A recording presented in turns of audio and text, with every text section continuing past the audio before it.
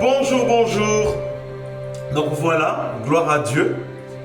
Aujourd'hui, c'est la fin, donc suite et fin de la série sur donc, notre héritage en Jésus-Christ.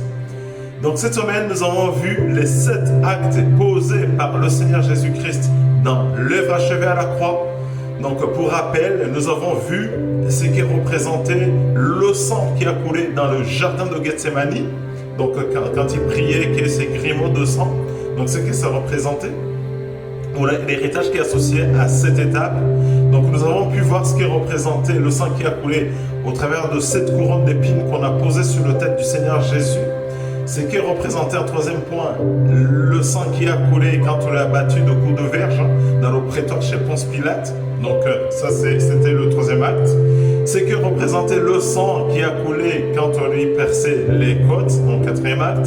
Cinquième acte, le sang qui a coulé de ses mains. Et sixième, le sang qui a coulé de ses pieds. Ce que cela représentait, ce que cela représentait. Donc nous avons vu cela cette semaine. Et donc pour clôturer, nous allons voir ce qui représente le sang qui a coulé au niveau de ses joues quand on lui a arraché la barbe. Ésaïe 56, verset 6 dit: j'ai livré mon dos à ceux qui me frappaient et mes joues à ceux qui m'arrachaient la barbe. Donc au Moyen-Orient, à cette époque-là, en fait, quand on arrachait la barbe à un homme, c'était vraiment c'était humiliant.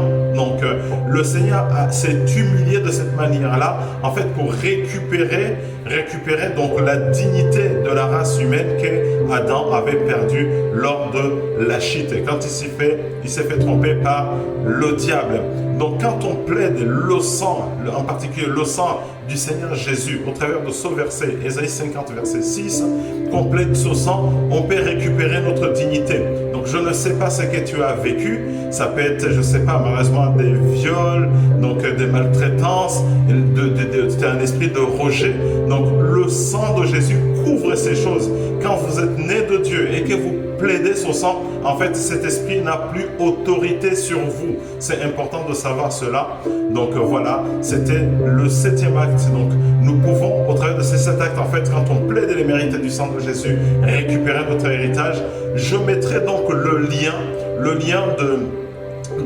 des enseignements que moi j'ai reçus, où j'ai été chercher cette information, donc des noms de Dieu que j'ai suivis. Je mettrai cela dans la description de la vidéo que je mettrai sur donc YouTube, dans la chaîne en fait que nous gérons, qui s'appelle Le Témoin. Donc que le Seigneur vous bénisse. Je vous souhaite un très bon week-end et une bonne journée. Soyez abondamment bénis.